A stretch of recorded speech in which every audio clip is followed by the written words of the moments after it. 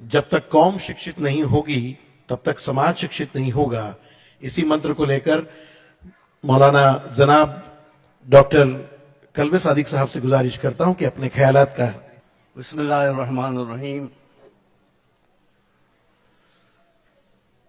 मैं आपकी खिदमत में आया हूं। मेरा खानदान उलमा का खानदान है। 250 बरस से एक आलिम होता है, एक मौलवी होता है। आलिम वो होता है जो अपने इल्म से लोगों को जोड़ता है, मौलवी वो होता है जो झगड़ा कराता है। इसलिए आपको उलमा की कदर करना है और मौलवियों से दूर भागना है।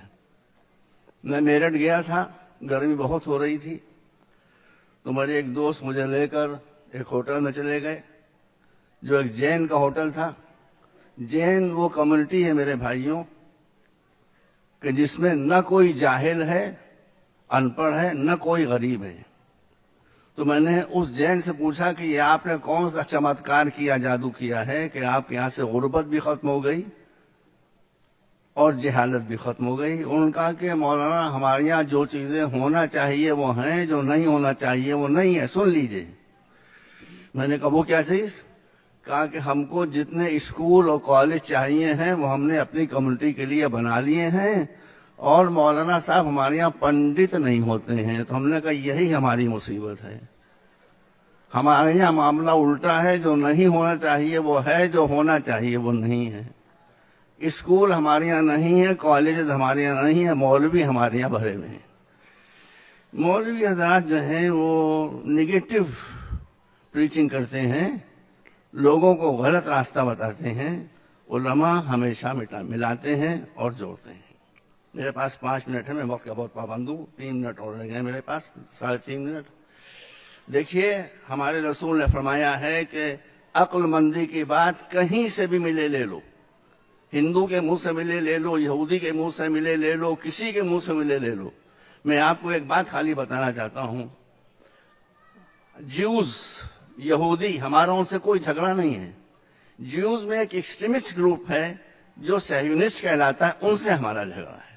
अब मैं आपको बताता हूं, ये वाकया मैंने रीडर्स डाइजेस्ट में बहुत पहले पढ़ा था कि जब सन 48 में यहूदियों को उनकी ख्याल में उनकी जमीन मिल गई तो वो अपने चीफ प्रीस्ट के पास आए। उन्होंने कहा कि हमको हमारी जमीन इसराइल मिल गया है, हम यहोवा का शुक्रिया अदा करना चाहते हैं। कहा कैसे अदा करना चाहते हो? सुनिए, बात मैं खत्म कर रहा हूं। तो उन्होंने कहा कि हम चाहते हैं कि आप हमारे लिए एक बहुत ही भव्य सिनेगॉग बना दें, जैसी पूजा स्थल न मुसलमानों के पास हो, न क्रिश्चियंस के पास हो, न हिंदुओं के पास हो। सुनिए, ये अक्ल की बात है, ये विजडम की बात है।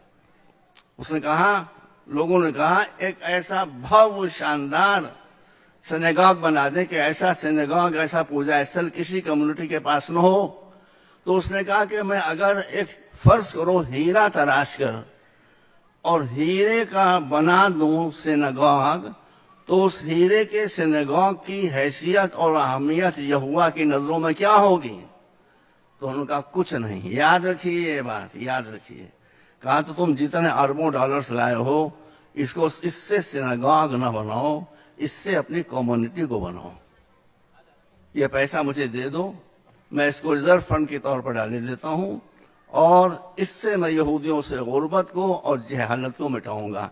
एक आदमी का विजन था, एक आदमी की बसीरत थी, एक आदमी की नजर थी, जिसने यहूदियों से गुर्बत और जहालत दोनों चीजों को खत्म कर दिया।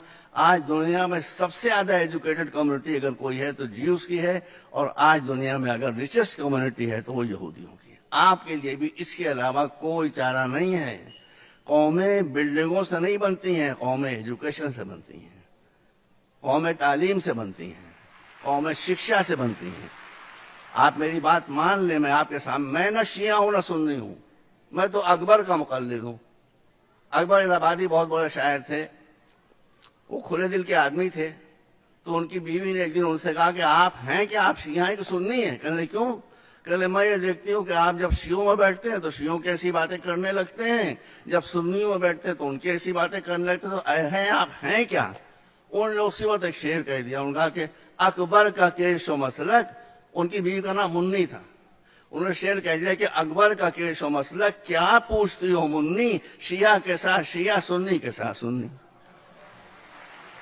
तो आप भी जब तक शिया के साथ शिया और सुन्नी के साथ सुन्नी नहीं बनेंगे, मसले हल नहीं होंगे। मेरे पास बहुत नहीं, सिर्फ 5 मिनट का वक्त दिया था जो खत्म हो रहा है। मैं आपको आखिरी बात कहना चाहता हूं कि मौला अली ने इरशाद फरमाया है कि जिसके पास एजुकेशन नहीं है उसके पास जो कुछ है वो सब चला जाएगा, जिसके पास एजुकेशन आ गई जो कुछ उसके पास नहीं है वो सब मिल जाएगा। आपको इज्जत मिल जाएगी, आपको पैसा मिल जाएगा, आपको हुकूमत मिलेगी। दिल से निकली हुई आवाज को आप सुन लें और दिल तक पहुंचाने के सबसे पहले आपको अपने बच्चों को एजुकेट करना है। देखिए यहाँ पर जो लोग चेन्नई से आए हुए हैं और वो मेघालय से आए हुए हैं, एक एक आदमी ने कैसे कैसे काम किए हैं। तो एक आदमी इतना काम कर सकता है तो 18 करोड़ आदमी कितना काम कर सकते हैं। आपको ये बात याद रखना चाहिए कि जहाँ जहाँ एजुकेशन होगी वहाँ कोई जिल्लत नहीं होगी, जहाँ एजुकेशन नहीं होगी वहाँ जिल्लत के अलावा कुछ नहीं होगा। वाखिर दावाना अल्हम्दुलिल्लाह रब्बिल आलमीन। 5 minutes over।